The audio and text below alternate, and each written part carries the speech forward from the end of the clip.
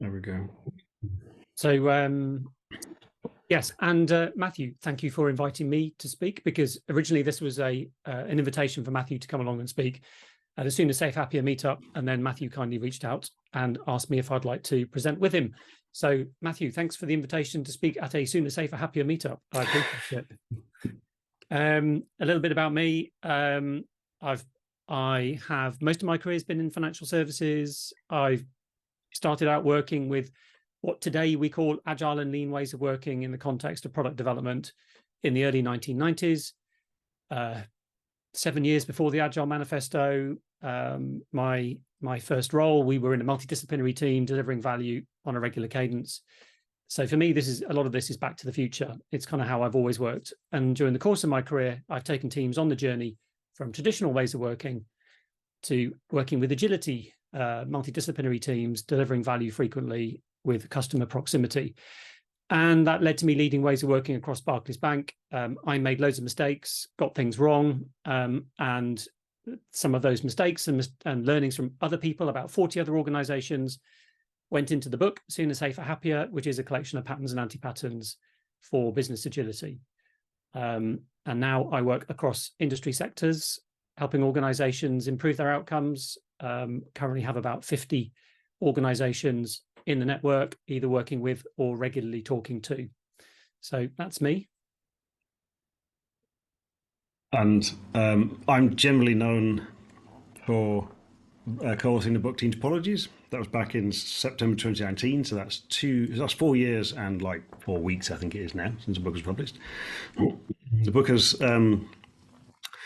I think we've sold something like 110,000 copies across all the different formats, which means it's quite successful in publishing terms.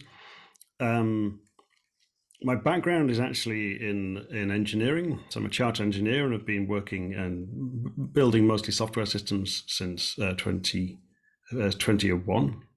So what's that, 22 years in the industry.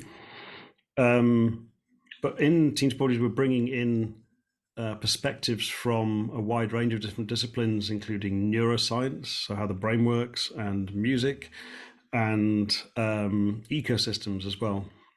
And actually, the way that I see my role now is kind of like an ecosystem engineer, thinking about the constraints, enabling constraints often that we put in place around ecosystems to help them thrive and flourish.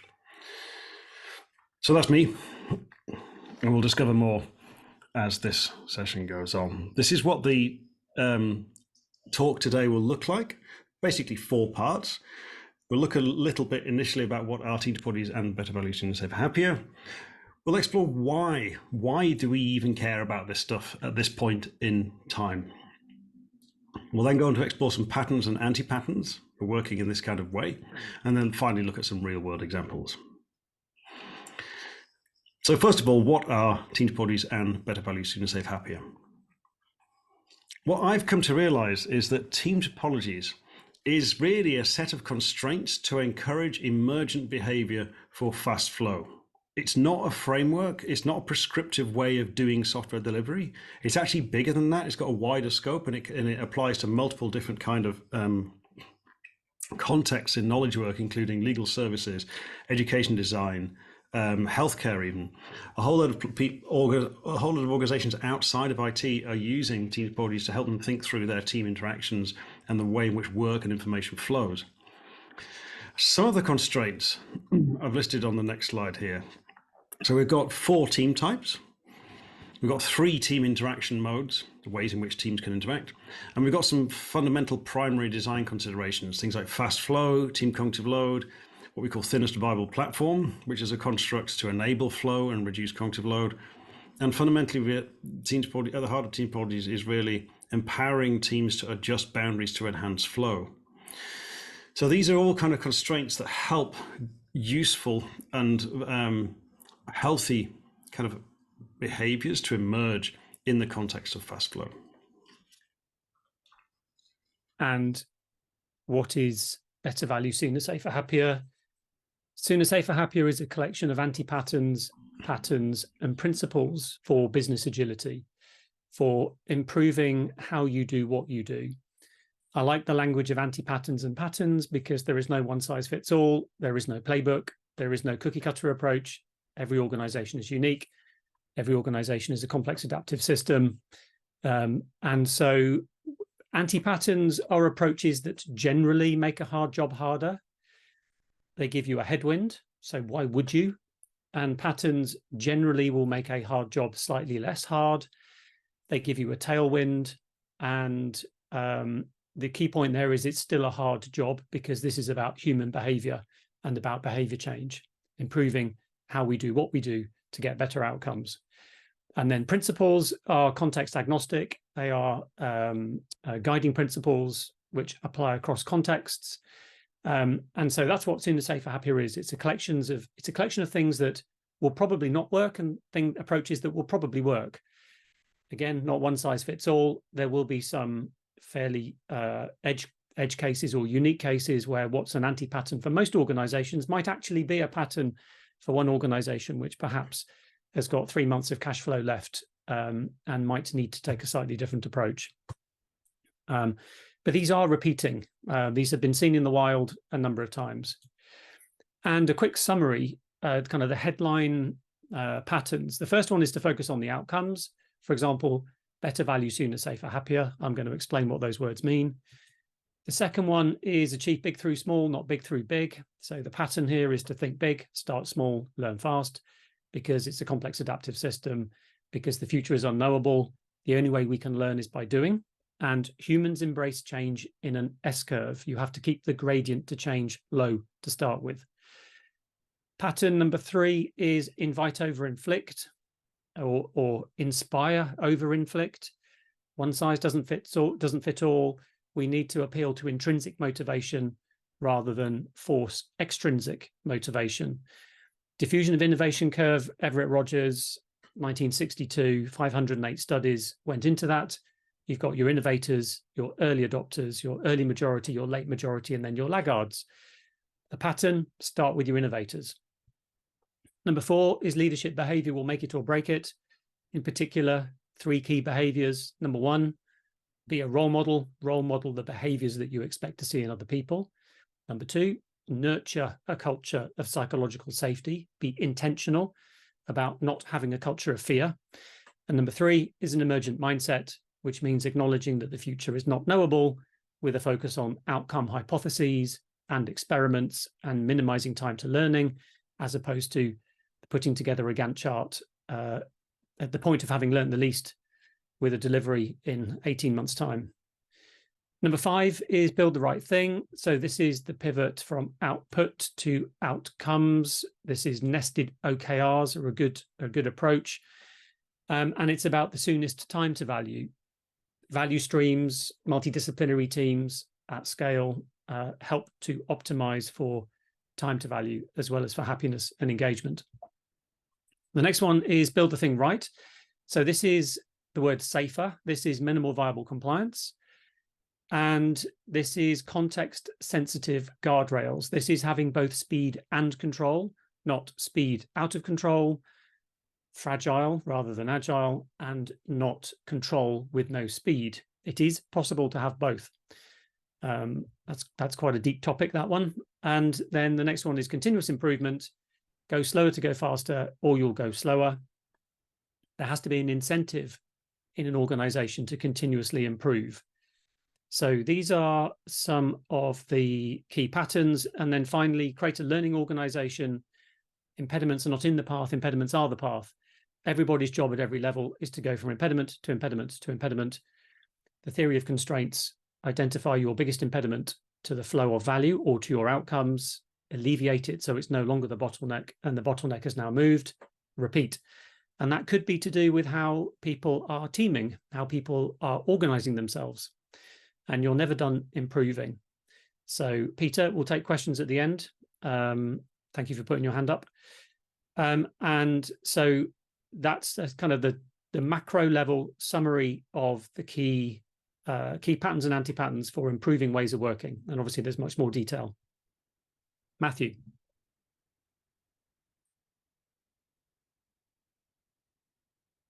You're on mute. Apologies. So here we go. It turns out that the missions of Sooner, Safer, Happier and Team Topologies are very closely aligned. Now here's the thing. When John and I were putting these slides together for the first version of this talk, we actually were doing it, well, we're doing it just in time, taking a JIT approach to this, right? So like 24 hours before the event. And we copy pasted the missions from the two websites into this part of the slide deck. And look at how close these are. Sooner Safer Happier, a movement enabling organizations to achieve better outcomes for all and a more humane world of work. Team Topologies, we are on a mission to make work more humane and more effective for everyone by Team Topologies patterns and principles. And I think that actually really made it very clear to both John and I how well these two approaches go together, because effectively the mission is sort of the same. We've got that that word humane there, which stands out at the center of both of these two missions. It was really great to see. And so the themes that we've got here across Sooner Safe Happier and Team Topologies are emergence, empowering humans, thinking about the dynamics inside the organization, not just the structure. We're there to sense what's happening, and underlying it all, this humane approach, humans at the center.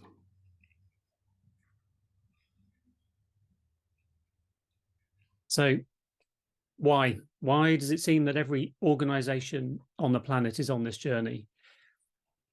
Why change? Why don't we carry on working the way we've been working? So we've come from the age of oil and mass production.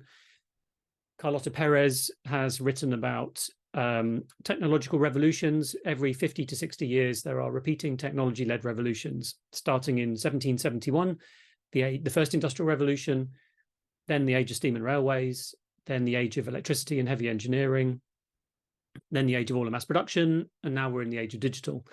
And with each of these technology-led innovations, we have new ways of working. We have a socio-technical impact, and we have innovation in how we organize. So the previous one that we've come from, the domain of work, in fact, the previous four have all been optimized around repetitive knowable work. For those of you that are familiar with Cynefin, it's more top right. It's mostly complicated or maybe clear. It's repetitive, knowable work. There are known unknowns.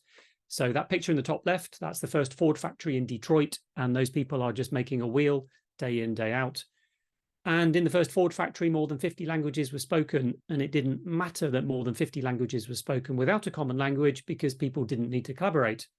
All they needed to do was make a wheel, make a gas tank, make a magneto, whatever it is they're doing. And this is humans as a cog in a machine.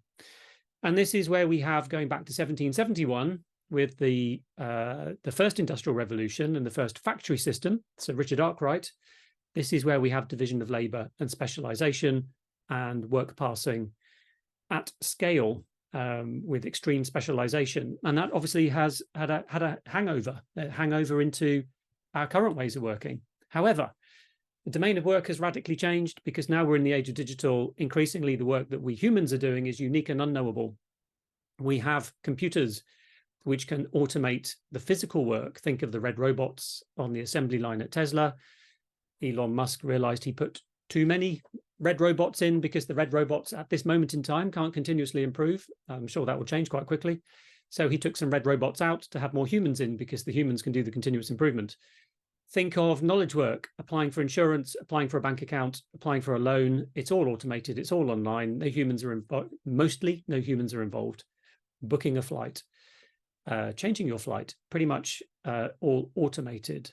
And so we humans are spending our time increasingly on the unique, unknowable work, which is change. And we need to collaborate. That picture in the top left, that's a well-known global airline. It's December 2019, just before the pandemic. They didn't know what's around the corner. And for the very first time at this airline, there's marketing, product, sales, pricing, engineering, and the executive committee in a room together. And they are talking about outcomes and value. And those swim lanes are value streams, long-lived flows of value aligned to long-lived consumers. And people are collaborating, and they're collaborating on outcomes. So this is why we have a big pivot. This is why this is the really fundamental kind of rationale for changing our ways of working, is to optimize for an unknowable domain of work. And the question to ask is, what are you optimizing for today in your organization? To quote Arthur W. Jones, who spent his career doing organizational design in a traditional sense, every organization is perfectly designed to get the results it gets. So if you're getting the results that you want in your organization, congratulations, that's amazing, well done. I'd love to hear more. Please share your learnings. I have yet to come across a company where they have said, yes, everything is absolutely perfect and amazing. So the next question to ask is, what do you want to optimize for? I will ask that question, and I will normally get a blank look. And so the next question is, do you know what outcomes you want, and are they being measured? And usually the answer is no, we don't know, and no, they're not being measured. And so there's a bit of a light bulb moment here with a lot of people. So first of all, start with why. Why change? What's your unique why in your unique organization? And the why needs to appeal to multiple personas, not just to shareholders getting a financial return. And then we need to articulate that unique why into a set of outcomes. What are the outcomes you're going after? For example, better value, sooner, safer, happier, quality, value, time to value, safety, and happiness. And they need to be measurable. Otherwise, it's just going to be subjective. In my experience, you have about an 18-month goodwill runway. And if you can't actually articulate with some hard measures, besides the fact that you don't have a data feedback loop, if you can't articulate the benefits you've seen after about 18 months, the goodwill runs out. So pattern here is to focus on the outcomes. I'm sure most of you will be familiar with this. The outcomes that I have found to work, the mistake that I made, 2015, we were running an agile transformation. We were measuring how many agile teams do we have, how many people have we trained in agile. I should have known better. It was a mistake. It was stupid of me. And so we pivoted in year 2 across 80,000 people, and we made this the headline. We made better value, sooner, safer, happier the headline at this large 300-year-old organization. So the first one is quality. The second one, value, is unique. It's unique to your organization. OKRs are a good way to measure it. Sooner is the heart of agile and lean. This is all about flow. It's minimizing time to learning. It's eliminating waste, eliminating work waiting. So lead time, throughput, and flow efficiency are 3 good measures to use there. Safer is continuous compliance, agile, not fragile, and happier is happier customers, colleagues, citizens, and climate, because improving ways of working is not at any cost to society or to the planet. The size of the prize that we saw across tens of thousands of people after 3.5 years, with a significant tailwind because we had executive committee sponsorship, and this was across the entire company. Everything was in scope. We saw a 20 times reduction in failure demand, so 20 times fewer things going wrong. We saw a 3 times improvement on lead time, time to value. So teams were on average 3 times quicker to learn, quicker to pivot, 3 times less sunk cost fallacy. The best teams were 20 times quicker. In particular, what we were measuring there was the 85th percentile lead time in a histogram of lead times. So the 85th percentile was 3 times quicker. Then for safer, we saw a positive compliance trend. And this, bearing in mind, this is a heavily regulated industry. This particular example, we saw a positive compliance trend, fewer things going wrong. If something did go wrong, it tended to be a whimper rather than a bang. And we had the happiest ever colleagues. And as Matthew said earlier, that's our combined purpose, is a more humane way of working. We had the happiest ever colleagues, and we had a positive client net promoter score trend. The anti-pattern, agile for the sake of agile, lean for the sake of lean, value streams for the sake of value streams, squads, tribes, chapters, guilds for the sake of squads, tribes, chapters, guilds. They are all a means to an end. And impediments are not in the path, impediments are the path. Improving daily work is as important as daily work. I think probably, as I'm sure all of you know, this is not a project with a start date and an end date. It's continuous. And there will be ups and downs in this continuous journey. Matthew. Thank you, John. So what we thought we'd do is to share with you 4 anti-patterns and patterns now to help nudge towards better business outcomes. And the first anti-pattern is what we've called a wall of water. So a kind of top-down inflicted reorganization, kind of Big Bang style, or multiple big waves of change. So a bit like in the movie Frozen 2, from which this image comes. We've got a huge, great wall of water heading down the valley towards the castle and the city there on the edge of the fjord. Because that kind of Big Bang change thing leaves no room for learning and emergence. It's very kind of deterministic. Oh, we've planned all this stuff and now we're going to impose it on everyone else. It doesn't expect, the people doing that are not expecting to iterate and learn. And they might even expect it to be very quick. Let's just do a Big Bang thing. It might take maybe 3 months or something, then we'll be done. Rather than, no, we need to set things up to learn on an ongoing basis. So this is the anti-pattern here, a huge, great wall of change coming down the valley. Now, I do need to share with you, this is a bit of an aside. So for those of you involved in IT, you'll be familiar with the concept of a change freeze. Usually it's done with a kind of, this is where we stop all changes to software systems and IT systems for a period of time, usually over Black Friday or Christmas period or something like this. And it's often done with a good intent because people think that if you have changes to these systems, it's going to bring them down and there's going to be problems. But it's been proven time and time again that change freezes are predictive of lower organizational performance and actually cause more problems than they solve. So the only acceptable time to do a change freeze is if you are a Disney princess. In the movie Frozen 2, there is Elsa, the princess, with you can see the big arrow pointing to her.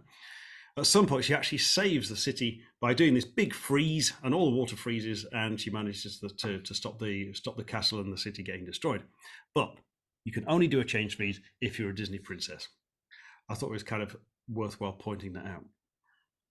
Okay, so if we're not going to do a big wall of water, a big bang change, what is a good way of doing things instead? So instead, the pattern is to think big, start small, learn fast, pilot and iterate. Yes, we as per Chris Coombs' comment, we don't want a tsunami. We want to start small. We want to experiment. And we need to expect multi-year change because people have a limited velocity to unlearn and relearn. This thing we call an organization, a collective group of people who identify as working for an organization, we can't all change at the same time because, or even a series of medium bangs is more change than the pace of unlearning and relearning. The analogy I use in the book, it's like taking 30,000 people to the top of a ski run, to the top of a piste, who've never skied a day's skiing in their lives and pushing them all down the slope. There's not enough helicopters, ambulances, and hospital beds or ski instructors for 30,000 people to learn to ski at the same time. So far better is start with the people who've already maybe done a bit of skiing and maybe have skied somewhere else in another company or are really keen to ski. You have to beat a path through the organizational jungle. You have to unlearn and relearn. And complex adaptive system, acting in the space changes the space, like adding milk to coffee. You can't take the milk out once you've added it to the coffee. That applies for a big bang. If you do a big bang, there will be organizational memory of the big bang or the series of big bangs. And it can't be just new labels on the same old behavior. There is a risk when you take a big bang type approach, risk stroke certainty, that it's new labels on the same old behavior, because again, the pace of change is determined by the speed of unlearning and relearning. And you cannot force the pace of change. You've just got to read the tea leaves. If you want to speed up the pace of change, you need to increase psychological safety. That's the number one determinant. So that's pattern number one. Anti-pattern number two is to inflict over involve. or inflict over invite, to basically top-down mandate of and I know some of you on this call are going to be laughing but crying. On Monday, the 6th of November, you're going to be in wave number 3 of 20,000 people. You're now going to be a tribal leader, whatever that means. And you've spent the last 9 months reapplying for your job. You've had job insecurity.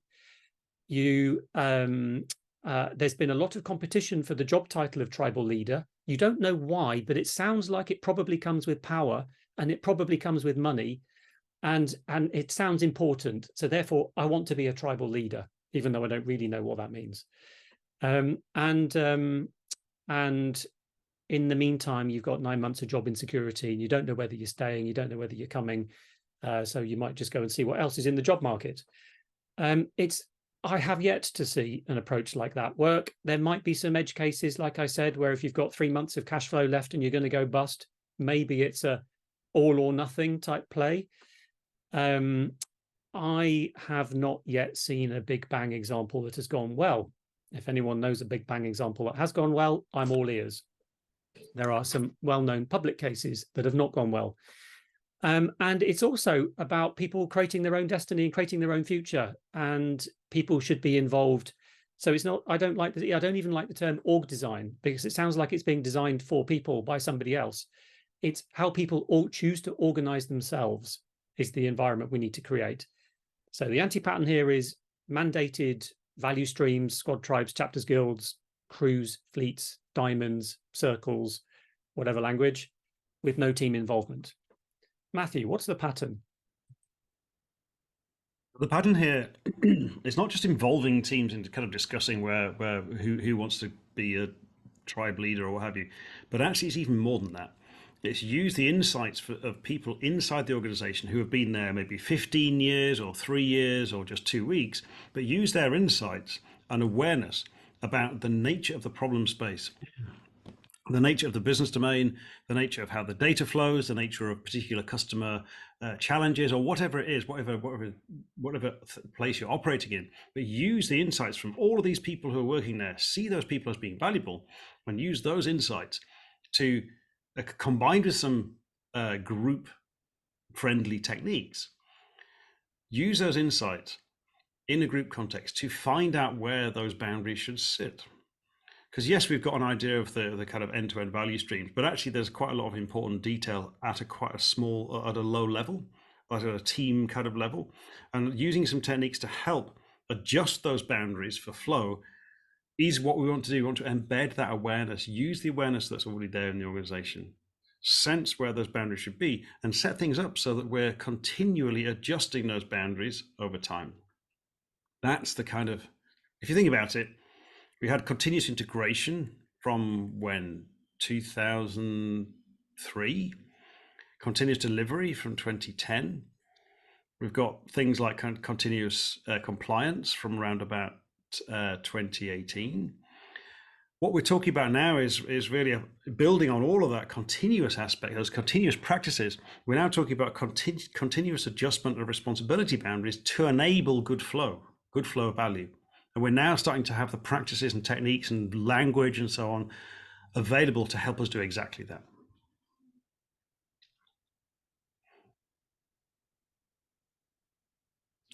Anti-pattern number 3 is what we've called a hidden Rube Goldberg machine. Rube Goldberg was I think, American artist, and you can see a design behind on the slide there. In this particular case, this is a contraption that this man has invented to help him remember to post a letter for his wife. It looks extremely complicated. There's at least 13 or 14 different moving parts. Now, this is kind of effectively what many organizations look like. There's all kind of complexity, random weirdness that for which there's no real justification. But because these processes and different moving parts, if you like, are not visualized, what we end up with is people frantically managing all of these dependencies to try and make everything work together. And you can make it work if you're going slowly, But if you need to go rapidly, effectively, and sustainably, this kind of stuff just doesn't work, and it doesn't scale. So we've got a pattern in this space instead. So the pattern is minimize coupling and break dependencies rather than manage them. What we want is high cohesion, one job to do and do it well, and low coupling. This is a mistake that I've made back in the past. Back in 2015, we were managing the hell out of the dependencies. We had visualized dependencies. We had identified dependencies. So that was better than not having done that. At least we could point to them. However, we hadn't gone the next step. So we'd visualized them, we'd shone a light on them, but we hadn't been putting our effort into breaking them. And so there was an aha moment there, lesson learned. We made a mistake. We should have been more focused on breaking the biggest dependencies, the dependencies that had the biggest impact on the desired outcomes. So the learning here is to break dependencies rather than manage them. Again, theory of constraints, identify your biggest impediments and start there. Another learning here is in an organization, solve it at the lowest possible level. If this is a dependency at the team level, or intra-team, inter-team or intra-team, solve it at the team level. If it's a team of teams problem, solve it at the team of teams level. If it's a team of teams problem, and so on and so on and so on. And so you can play catch. If you can solve it at your level, solve it at your level. There are some dependencies which you can't solve at your level, and there needs to be someone who can play catch, who can pick up that impediment. And this is where there's a kind of a related pattern to this, is federated support for ways of working, and actually having people that you can flag impediments to, as well as leaders at all levels in all roles. This is part of the role of being a leader, is to remove impediments from out of the way of the teams. But there is also a role here, I believe, for small federated ways of working enablement. So minimize coupling is pattern number 3. The fourth pattern here is what we might call determinism. So we've worked with quite a few organizations where they've come to us and said, hey, Matthew and colleagues, can you help us design the perfect value streams, the perfect organization using Team Topologies for our situation? And it's completely the wrong mindset, because there is no perfect approach to this. An imperfect approach is seeing it as being very static and seeing it as a kind of one and done thing where we design it and then we're done, or we're done for 5 years. No, this is not what we need to be doing. We're not there designing something as a blueprint and then forgetting about it. The organization is going to be imperfect. We're going to have to iterate. So instead of expecting to design the perfect value streams, what's a better way of doing it? So the pattern here is to evolve the boundaries. Expect to get your boundaries wrong, iterate and continuously adjust. And this is a mistake that I've made this mistake firsthand where I was working previously. First time round for one business division, we took too long to design, in quotes, the perfect set of value streams. And guess what? We were wrong. They weren't the perfect set of value streams. And so for business division 2, 3, and 4, and 5, we told everyone we're going to get it wrong, and we just started. And you know what? We did get it wrong, but then we pivoted and we iterated. And the good thing is we had a data feedback loop, because at this point now we're measuring the outcomes, and we could actually correlate the nudges that we were making, or the changes that teams were choosing to make. We could correlate that to the outcomes. So for example, for one business division, when starting out and knowingly getting it wrong, we had too fine a granularity. We had too many value streams. We had too many bounded contexts of value. For another business division, we had too few. We had too coarse-grained value streams. The bounded context of value contained too many people with too many products. But at least we were off to the races. at least we'd made a start. And the key thing there is telling everyone you're going to get it wrong. It won't be right first time. It's not a case of being the fairy princess and waving a magic wand and everything is magic. It ain't going to happen. And even then, as we all know, your environment changes. Your external environment changes. Your internal environment changes. And we have evolution. Think of Wardley mapping. For those of you familiar with Wardley mapping, you've got movement as things move from innovative across to commodity. So you've got movement as well. So key thing here is sense and respond. We need to have data feedback loops, and we need to allow our boundaries to iterate based on those feedback loops.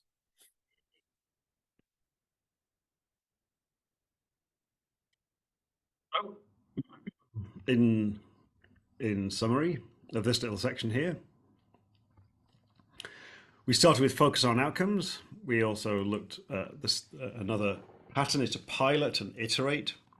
We need to use group insights to help us find these boundaries, use that awareness from it across the organization. We need to minimize the coupling that we have in place, instead of trying to manage all of this stuff like some great Rube Goldberg machine. And finally, we need to expect we're going to get the boundaries wrong, or the boundaries will end up being wrong because things change around us. And so we need to get good at evolving the boundaries. So let's have a look at some real world examples of organizations using the combination of Better Value, Sooner, Safer, Happier and Team Topologies. Saxo Bank. Simon, are you on?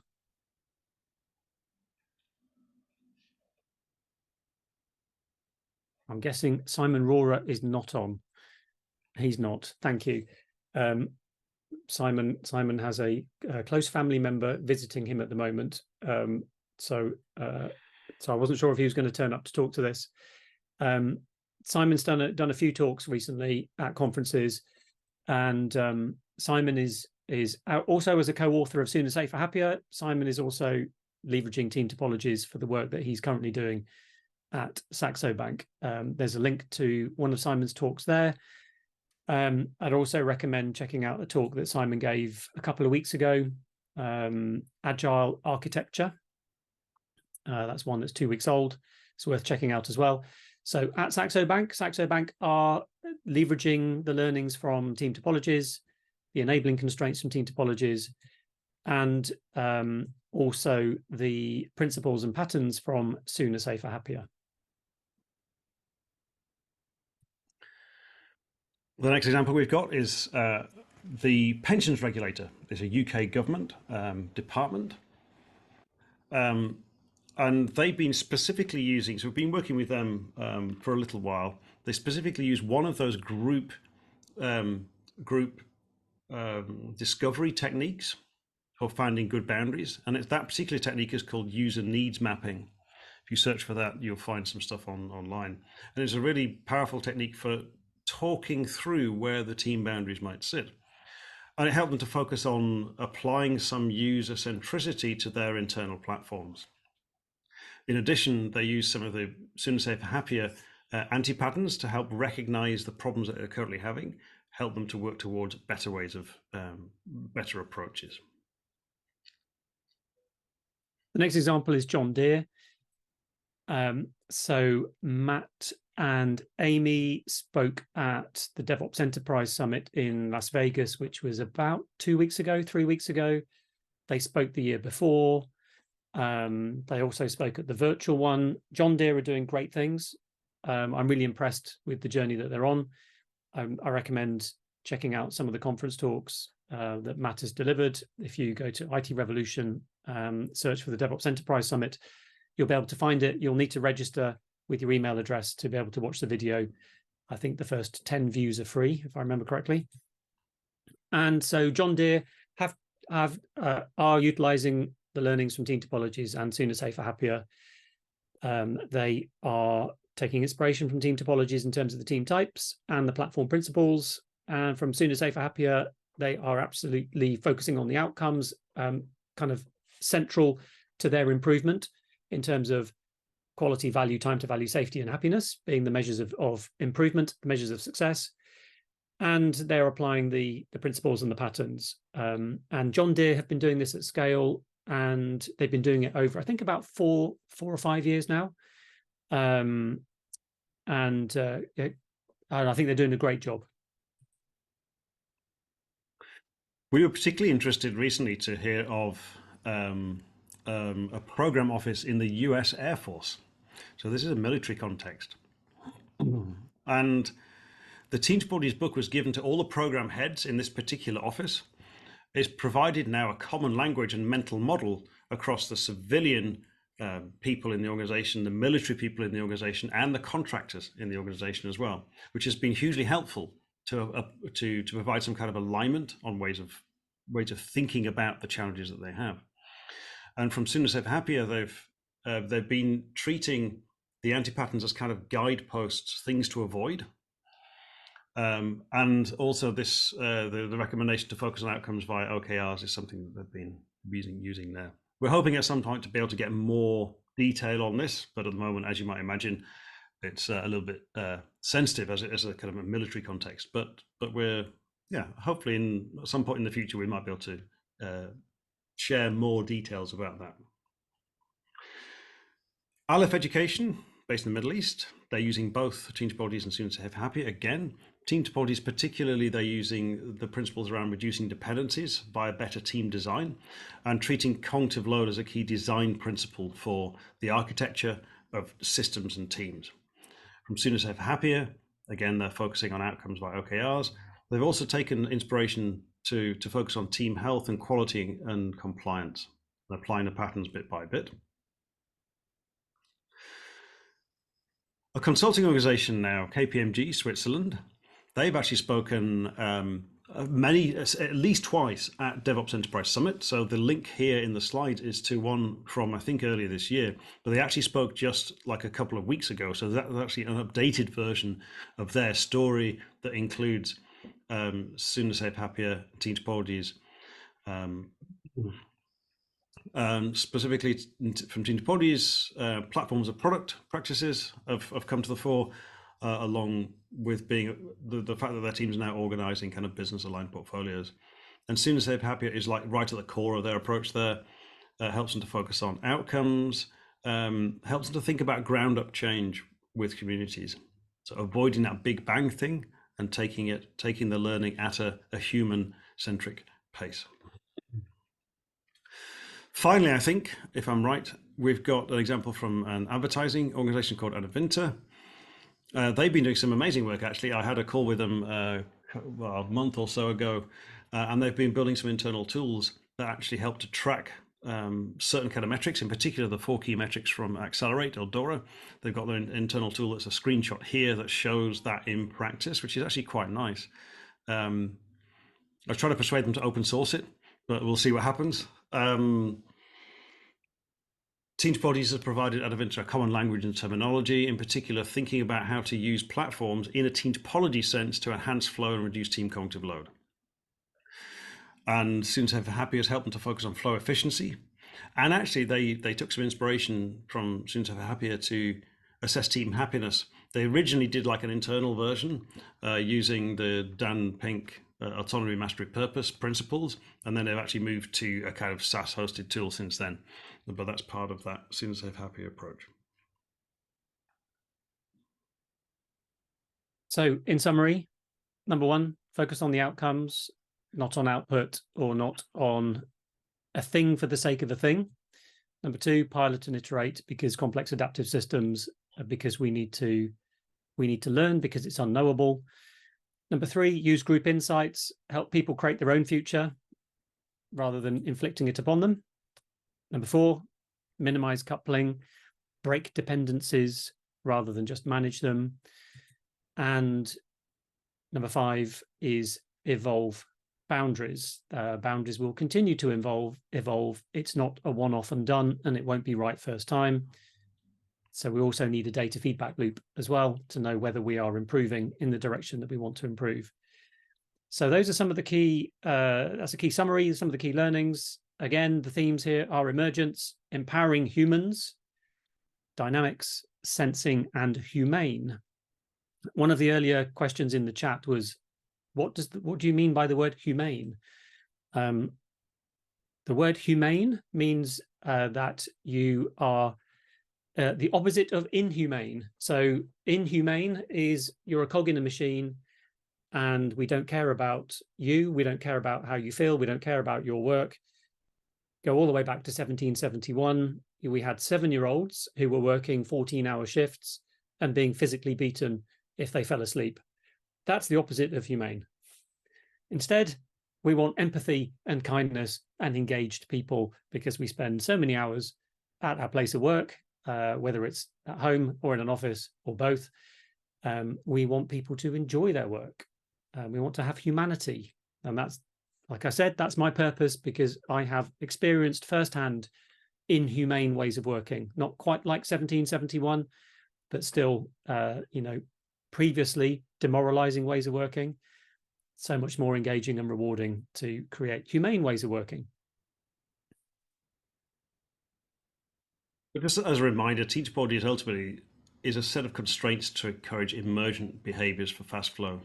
And what we've realized as well is like we saw from the mission statement before, these emergent behaviors are actually very humane. They're very people-centered. If we go about this stuff in if you like, the right way. That's certainly the way that we like to go about doing this. And as a reminder, Sooner, Safer, Happier is a collection of anti-patterns, patterns, and principles for business agility. Just to add, part of the intent of writing the book was that even if you already know it, you look to somebody who doesn't know it, or you want to influence, and you can say, look, this thing I've been saying, look, it's here on page 58. This pattern, look, it looks like we're exhibiting this anti-pattern. So part of my intent of writing that book as well was to help you, if you already see or smell some anti-patterns in your organization.